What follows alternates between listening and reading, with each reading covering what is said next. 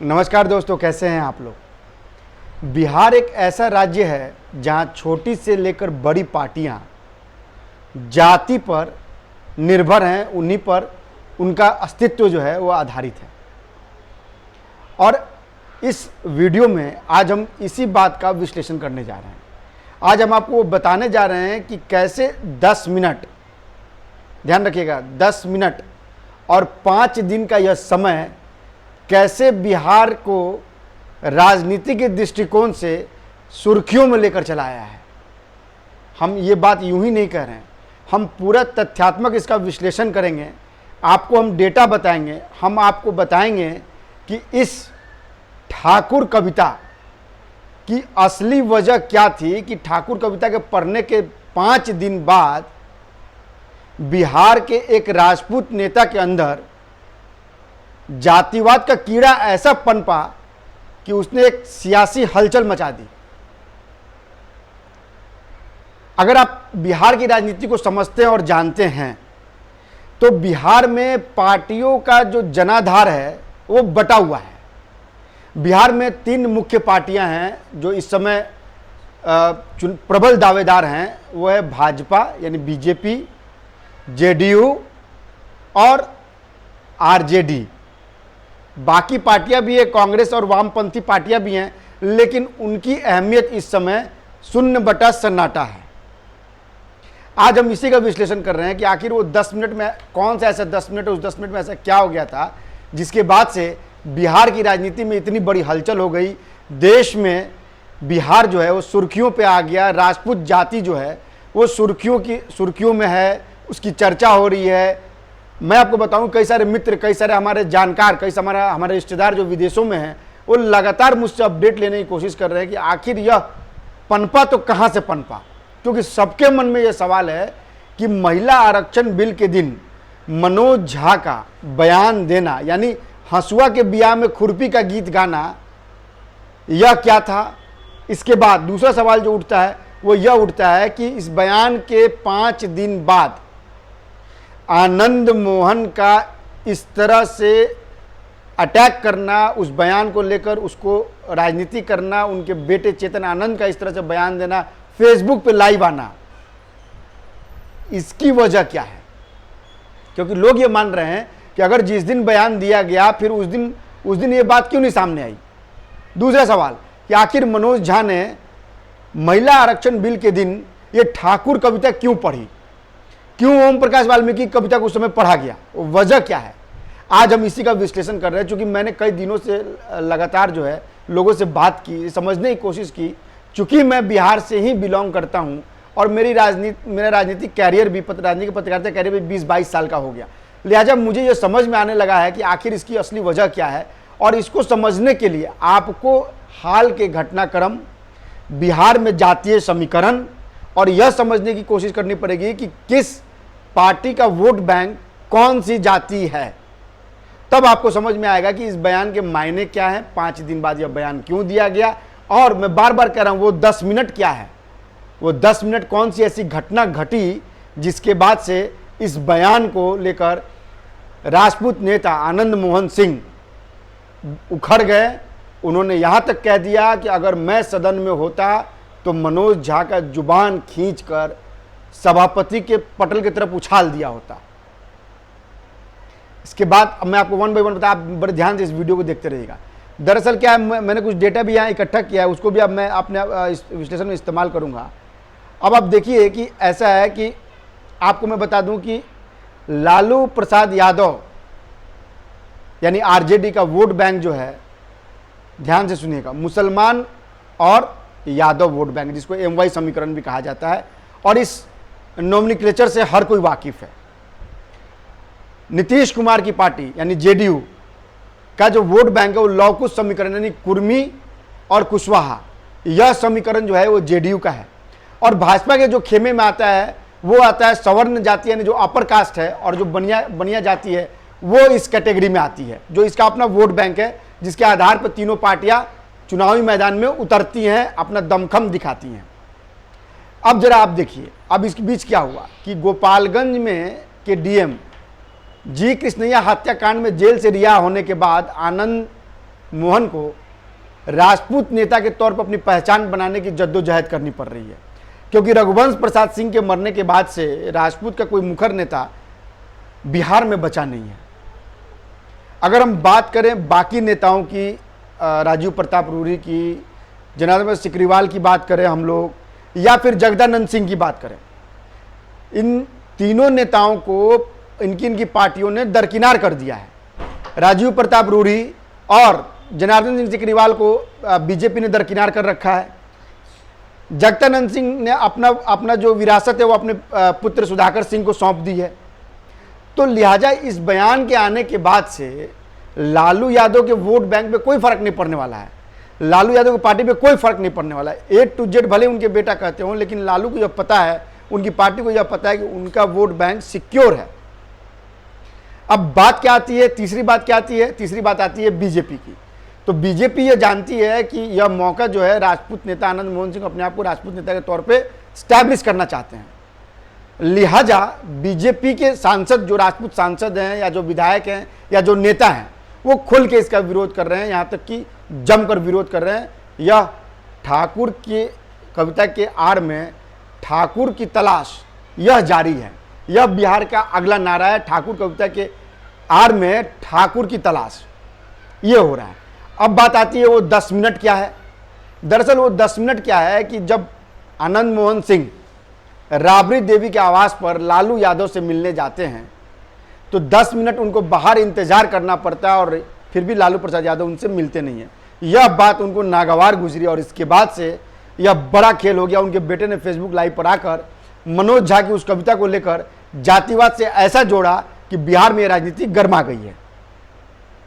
हालांकि आरजेडी लगातार ये कह रही है कि उन्होंने अधिकारियों के द्वारा संदेश भिजवाया था कि लालू यादव जो है वो मिलेंगे, लेकिन तब तक आनंद मोहन जो है वो चले गए थे। लेकिन ये सिर्फ कहने की बात है, ये सब पॉलिटिकल बात है।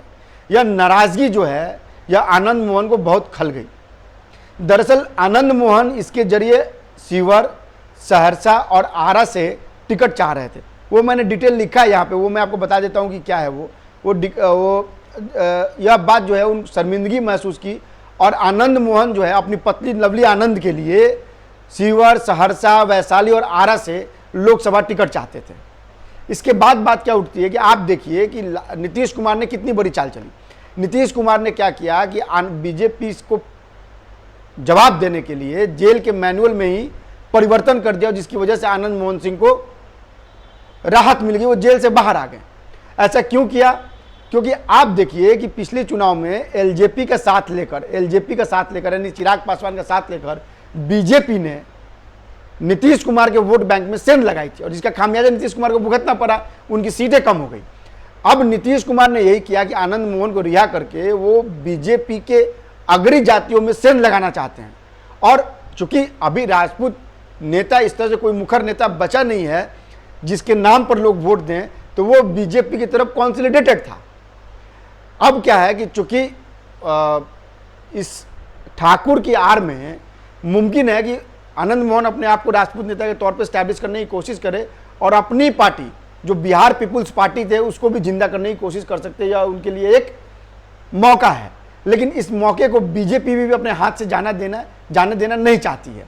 अब जरा आगे बढ़ते हैं, उसके बाद क्या हुआ, उसके बाद के घटनाक्रम को समझते हैं। उसके बाद का घटनाक्रम क्या है कि जरा आप इस बात को समझिए कि इस बयान के आने के बाद से लालू यादव ने तुरंत समर्थन किया। मनोज झा का कहा कि नहीं, उन्होंने किसी जाति विशेष पे नहीं किया, उन्होंने एक सोच पे वार किया। यानी यह हो गया कि लालू यादव ने मनोज झा को क्लीन चिट दे दी। और यह बताता है कि मनोज झा ने आरजेडी अध्यक्ष, मैं अध्यक्ष इसलिए कहता हूं क्योंकि उन भले ही अध्यक्ष ना हो लेकिन वो पार्टी को वही संभाल रहे हैं, पार्टी को वही देख रहे हैं। तो लिहाजा आरजेडी के सुप्रीमो लालू प्रसाद यादव के कहने पर यह बयान दिया गया है। अब आगे बढ़ते हैं आपको। हालांकि देखिए, आपको मैं बता दूं कि ललन सिंह भी इनके बचाव में आ गए हैं, चूंकि ललन सिंह का इंक्लाइनेशन टुवार्ड्स आरजेडी है। ललन सिंह एक अलग तरह की राजनीति कर रहे हैं बिहार में। ललन सिंह जेडीयू में खुद जेडीयू को तोड़ना चाहते हैं, उनको बिहार का डिप्टी सीएम बनना है। लिहाजा उन्होंने मनोज झा के पक्ष में यह बयान दिया, यह क्लियर है एकदम, आप इस बात को समझ लीजिए। अब आगे बढ़ते हैं कि अब इसमें क्या हुआ कि अब आप देखिए, अब इसमें क्या होगा, अब जातीय सर्वेक्षण जो हुआ है, अब देखिए हम बिहार में मतदाताओं का विश्लेषण करें तो ब्राह्मण, भूमियार और राजपूत जैसी उच्च जातियों की तुलना में ओबीसी, मुस्लिम बड़ी संख्या में है। राज्य में लगभग 19% ऊंची जाति हैं, 16% दलित हैं और 17%, ध्यान रखिएगा, 17% मुसलमानों का वोट है बिहार में। और माफ कीजिएगा, 17% मुसलमान ठीक है, 16% यादव का वोट भी है यहाँ पे और 38% ओबीसी और ईबीसी मतदाता हैं। राजनीतिक नेता दावा कर रहे हैं कि जातीय आधारित सर्वेक्षण भाजपा की तुलना में राजद, जेडीयू, वामदल और कांग्रेस के लिए समान रूप से फायदेमंद होगा। लेकिन अब आप जरा जनगणना का बात समझ लीजिए, जनगणना की बात पर क्या कहना चाह रहे हैं। दरअसल जातियों की वास्तविक संख्या सार्वजनिक होने के बाद राजद, जेडीयू, वामपंथी दलों और कांग्रेस जैसी पार्टियों के लिए ओबीसी, ईबीसी, दलित, यादव और अल्पसंख्यक के मतदाताओं का मनाना आसान हो जाएगा, जो बिहार में उच्च जातियों की तुलना में बड़ी संख्या में है। आपको मैंने बताया परसेंटेज, आपको एक बार फिर से परसेंटेज बता देता हूं कि राज्य में लगभग 19% ऊंची जातियां हैं, 16% दलित हैं, 17% मुसलमान हैं, 16% यादव है और 38% ओबीसी और ईबीसी मतदाता हैं। आप जरा ध्यान से सुनते रहिएगा। और आपको मैं बता दूं कि 2020 के चुनाव के बाद से बिहार में 243 विधानसभा सीटें और 52 विधायक यादव जाति के हैं। यादवों को राजद का मुख्य मतदाता माना जाता है। पार्टी के पास अधिकतम 35 विधायक हैं, कांग्रेस के 1, सीपीएम के 1, सीपीआईएम के 2, सीपीआईएमएल के 2, बीजेपी के 7, जेडीयू के 5 और वीआईपी का 1 विधायक है। अब आप देखिए कि अचानक जो ये जिन जो निकला है, आप इस जिन का मायने समझिए। आपको याद होगा कि 2015 में जब मोहन भागवत ने आरक्षण को लेकर बयान दिया था तो उसको लालू यादव ने भुना लिया था और बीजेपी को इसका बड़ा नुकसान हुआ था। और इस नुकसान का एक खामियाजा है कि बीजेपी जो है वो 2015 में मोदी लहर होने के बावजूद भी उस तरह से कमबैक नहीं कर पाई, उस तरह से अपनी सरकार वहां नहीं बना पाई।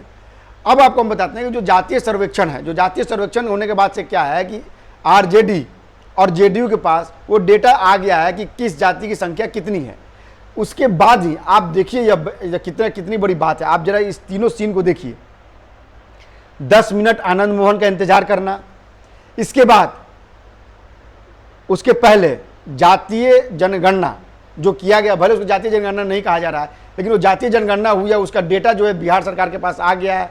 उस डेटा के आधार के बाद यह तय हुआ, मैं बार बार कह रहा हूं, मैंने अपने पहले वीडियो में कहा गया था कि सिर्फ उचित समय का इंतजार किया जा रहा था, चूंकि पटकथा पहले लिख दी गई थी, वो इंतजार किया जा रहा था और सरकार ने विशेष सत्र बुला के वो मौका दे दिया आरजेडी को, जिसमें मनोज झा ने महिला आरक्षण बिल के दिन यह कविता पढ़ दी। और इस कविता का असर ये हो गया, क्योंकि जातियों की कितनी संख्या है, किस गांव में कितनी संख्या, किस जगह पर कितनी संख्या है, यह बिहार सरकार को पूरी तरह से पता है और बिहार सरकार इसको जानती है।